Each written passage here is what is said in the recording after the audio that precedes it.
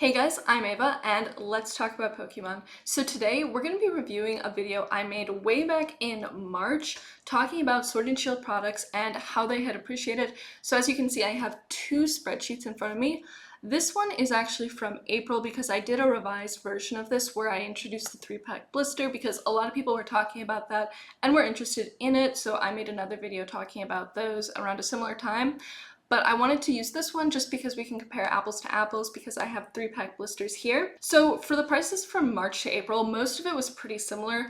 A couple of the major changes were really just the Darkness Ablaze ETB had been reprinted by then. So that dropped from about like 165 down to 35, and you can see it's been flat since then. But I wanted to make this video because at the time there was a lot of uncertainty in the market as to what would actually be happening in the next few months with Pokemon, and I think you'll be able to see from this that the changes that we've seen, I think, were a lot more moderate than people were expecting, and it shows that we are kind of returning to normal, which for me is nice to see because it makes me more confident when I'm buying. When prices are moving so quickly, it's harder to predict which way they're going to go, and I just wanted to talk about this quickly so we could all go over it. So first of all, when I went to lay this out, I highlighted all the ones that had decreased in value in red. So you'll notice that some of these ones for booster packs specifically aren't in red. So Battle Styles here was 351, but then over here was 295. The reason that I have it being that way is just because in this iteration I was including shipping for packs, but this was TCGPlayer, and for all of these, if you spend $5, shipping is free. So I decided, like, I don't think that we should be holding that against these, but I wanted to keep it in the original format just so that it was more like what we were originally looking at, but just bear that in mind. So when we're looking at this, we're trying to find like overall trends and patterns. It's less interesting what exact products do just because certain things can be influenced by, reprints. So for example, we talked about Darkness Ablaze. That was reprinted so much and obviously the value dropped a lot. You can see Vivid Voltage is another one that's a great example right here. So it dropped from $85 for an ETB down to $39. However, this obviously isn't indicative of the overall market that all of products have dropped that much. It's just because there was a reprint for that specific item, but there is something you can take away from that, which is that newer products that have appreciated a lot, they're a lot more likely to get reprinted. And that's just because the Pokemon company doesn't want people to have to pay double MSRP for new products, and they know that they're going to sell them if they print them. So that's why they're so incentivized to print things like that. So those are the types of products that I wouldn't be investing in. I know there's definitely some FOMO when you see something that's like $85 for an ETB. People might be afraid that the price is just going to go up, and the price may continue to go up, but also you have to think about percentages. So if the price for the Vivid Voltage ETB went from 80 to 120, that's a 50% increase. However, if you had purchased, say, a couple Sword and Shield base set ETBs for $40 each and that appreciated to 60, you'd see the same ROI, but 40 to 60 is a lot less difficult than 80 to 120. And at the end of the day, it's really just a numbers game. But then in terms of overall trends, what are we seeing that has appreciated and what has not appreciated in the past 3 months? So the things that have done the worst seem to be booster boxes overall. So as you can see, a lot of these booster boxes have depreciated in value. Astral Radiance, obviously we can't compare because when I made the one in April, that wasn't out yet, but you can see that Astral Radiance isn't performing super well just because it's not a lot of people's favorite set. I like it, but I also see why it's not performing so well. But then across booster boxes, basically, you can see that prices have gone down for around 50% of them. Not usually by any kind of insane mark. They're pretty close to what they were, which just suggests that things are kind of flat right now because there's pretty much an equal amount that are about flat or have appreciated somewhat. And again, the ones that have depreciated are the ones that were the most expensive to begin with, which is why I always recommend buying products that are close to MSRP, just because you don't have to deal with that risk as much. So you can see things like Fusion Strike have basically stayed flat. One of the best performers in the past few months was actually the Chilling Reign booster box, just in terms of booster boxes, which appreciated around 12%. There aren't too many of note. Battle Styles is continuing to just slowly creep up there. And then going over to 3-pack blisters, this is where it gets really interesting because not a single one of these has depreciated in value. So there is an argument to be made there for buying those. However, another thing to keep in mind is that the sales volume for these is incredibly low. So when you're buying these, it's a valid strategy. So when you're buying these, I would say it's more of a high risk scenario because you are banking on people wanting these in a few years, which they very well might. Whereas the ETB and the booster box are pretty safe plays because we know that people are just going to want those. Those are like the premier products.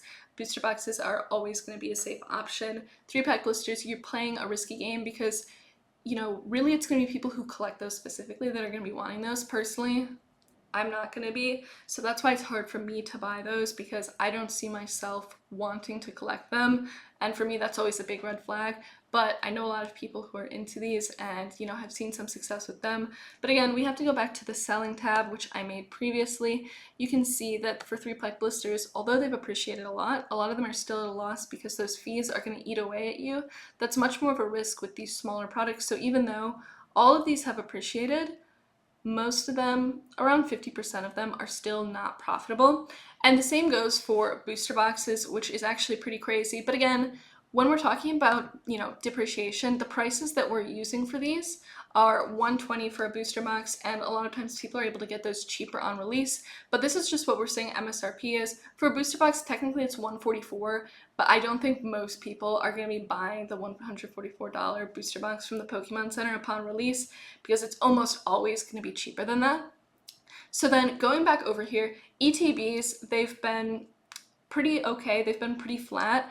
Things that we've seen appreciate include the Fusion Strike ETB. This one actually has done pretty well. It's appreciated by around 25%, which is actually pretty good. So then other things that we've seen go up in value a lot are going to be that Rebel Clash ETB. The lowest listing on TCGPlayer, all these prices are from TCGPlayer by the way, was $120. And that's up from $84, so that is quite a bit. Now this may get reprinted, but we've actually hit the 2-year mark on this, so it may not get reprinted. It'll be interesting to see. However, things like the Sword and Shield base set ETBs did get reprinted around or maybe slightly after their 2-year anniversary mark. So that is not an absolute rule. So it is something that you always are going to want to be cautious of. But really, a lot of these have been pretty consistent, if not slightly appreciating. Again, battle styles slowly creeping up there, 35 to 37. And also in this period, there were a lot of products that dipped down and then went back up a little bit. So something like Evolving Skies, this did drop lower than 160, which it currently is. I think it dropped probably close to 145 just on TCGPlayer, but you could probably find better deals elsewhere. And again, this just goes to show that like these sets that are really expensive right out of the gate, less than a year old, those aren't the ones that I'm personally picking up. The ETB for it did actually do pretty well. It went up $10. And then going over to special sets, this gets a little interesting. So you can actually see that the only thing that went down was the Shining Fates pack, but the ETB is actually up from then. Even though Shining Fates was reprinted a lot, this just goes to show how resilient those special sets are. I think that, you know, I say this all the time, but there's like a lot of opportunity there. I think everybody agrees. Champion's Path has been basically flat. However, for being 2 years old at $110, that is not bad at all. The packs for it did go up slightly. And then for Pokemon Go, obviously we don't have data from back then, but you can see that the ETB is actually down from MSRP, which we usually don't see ETBs, special ETBs I should say, go down right after release so quickly like that. However, obviously the Pokemon Go set, pretty lackluster if you ask me. So things like the Radiant Eevee collection even have been flat, so it's still going for about $50 exactly. Obviously I didn't include that in here because we are talking about products that are uniform across sets. So you can see that again, I think that special sets are always going to be a great store of value, particularly when you are paying close to MSRP. You can see Celebrations continues to creep upwards. You know, $77 for the regular ETB, again, less than a year old, is quite high. That's a 54% increase from MSRP. And then the special ETB is currently at $107, and that's based off of $65 MSRP, so that's also quite high. But then when we look back at our regular sets, you can see there's not much insane appreciation there.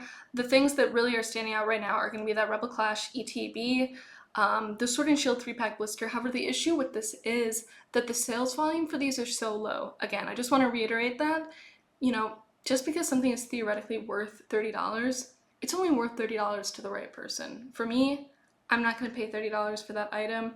It just isn't for me. Personally, I like to collect things that are easy to store, look great on display, and I think have more appeal to wider people, and of course appeal to me specifically. And for 3-pack blisters, they're not really waiting out in any of those categories for me. I don't think they look great on display. Again, that's my opinion.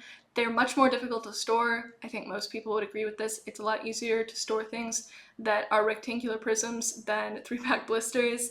I don't think they have that much mass appeal, and for me, it's just not for me. So then when we're talking about overall trends, I have the average returns over here.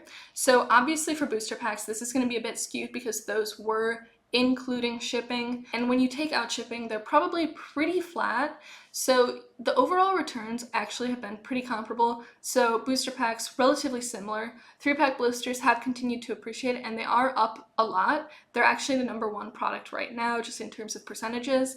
ETBs up 29%. You know, we know ETBs tend to do very well. However, again, just because something has historically done well does not mean that it'll continue to do so in the future. This is like a big thing in the stock market. Obviously they say all the time, but it applies here too, especially because people know that ETBs have done well in the past. So that could be priced in already to the prices of these, and there are a lot of people holding these under that assumption.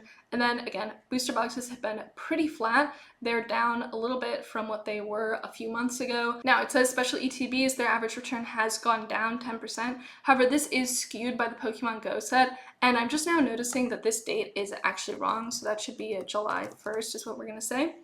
And, you know, doesn't really change much, but you can see that, you know, the total returns that we have here are pretty comparable. Things are down slightly, but I also want to talk about the top performing products. So when you go over here and take a look, things have changed a little bit. The #1 product is now a Rebel Clash ETB, which is obviously such a great set. So that is, you know, that just makes a lot of sense. But again, it's a product that wasn't really printed much, especially just because of COVID happening right around then. And also it's so lackluster, the Pokemon company wasn't incentivized to reprint it. However, does that mean they won't reprint it? I don't know. Personally, I already have this in my collection. If I didn't, I'd consider buying one, but I'm not going to be purchasing any additional of these unless I see them in the store at MSRP, because a lot of people I know got burned on the Darkness Ablaze ETB, the Vivid Voltage ETB, so you really want to be cautious there. But you can see that now the list is actually kind of dominated by 3-pack blisters.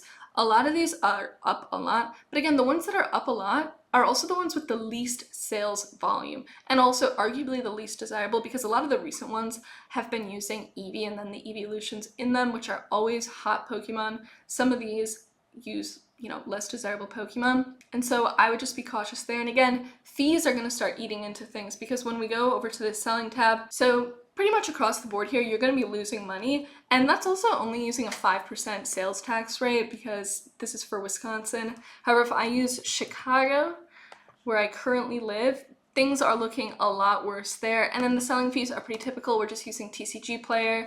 And then shipping costs, I would say, are pretty accurate as well. Obviously, there are workarounds to this, particularly if you're selling items in bulk. People usually aren't going to be selling single packs, and 3-pack blisters also as well are something that if you're selling, I would recommend selling multiples at a time. Now, in terms of key takeaways, what I would say is that you can see that the products that have appreciated the most have done the worst. And this just makes sense. It's hard for things to constantly go up. Prices, you know, things need to be checked, and that's what I think has happened. Now, of course, some things have gone down and then started to go back up in value, and I think that's what we're seeing here. But there haven't been that many crazy price movements, which is really nice to see, and that gives me more confidence. The question is, going forward, what can we expect? That's really hard to answer, especially because, you know, technically we are now in a recession by the standard definition. It hasn't been confirmed by the National Bureau of Economic Research, but just by definition we are. And obviously that can raise a lot of questions for collectibles and other hobbies that are just unnecessary expenditures. But I think that in the short term, at least, you know, the next 6 months, we're probably not going to see any crazy price drops. Totally could be wrong on this, but I also don't think that we're going to see much insane appreciation. We're definitely returning more to a normal market and just normal conditions, because a lot of people have left the hobby, obviously, and that's always really, really nice to see for me personally. I think that products I would continue to buy include Chilling Reign and Fusion Strike. These are the ones that I have just been buying for the past few months. Like, nothing has changed in that regard. Probably gonna buy some more Astral Radiance. However, that one I would probably actually give a little bit more time. You know, there's a lot of notes on this, which I'm not going to go over because I already talked about it in another video, but 6 to 12 months after a set's release is when you're potentially going to get the highest ROI, just in terms of absolute. Doesn't mean annualized the best return. In terms of annualized best return, you might be looking at like 1.5 years to 2 years, because that's that Goldilocks zone where a set is almost out of print and it is just about to begin that appreciation that typically comes after the 2-year mark, when things are no longer being printed in normal conditions. Again, this rule does not always hold, but for me, that's what I'm going to be focusing on. I'm going to probably be buying a lot more booster boxes than I was, because I actually had not been buying many booster boxes at all. And in terms of ETBs lately, I've just been buying the Pokemon Center exclusive ones, just because the returns on them generally are better, and if I can get those for MSRP, I don't really see why not.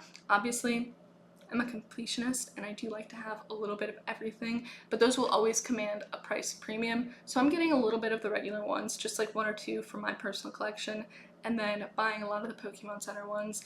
And also, I'm not just buying Pokemon cards right now. Obviously, you guys shouldn't either. It's important to look at the market as a whole.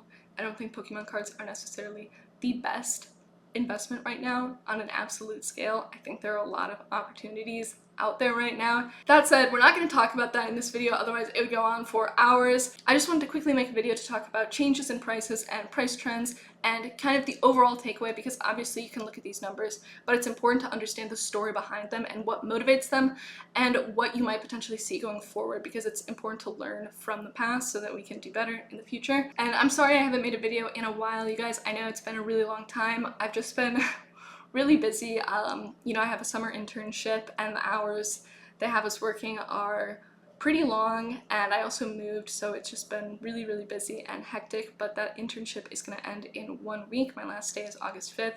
So after that, I'm going to be an unemployed bum, have nothing better to do than make videos about shiny paper. So you can expect a lot more videos coming soon. And I just wanted to make this one quickly just to help me get back in the swing of things. So again, I'm really sorry about the delay, but thank you guys so much for being patient. And again, thank you so much to my patrons, particularly Pancake Analysis, Mythic Timmy, Jake, and Chris.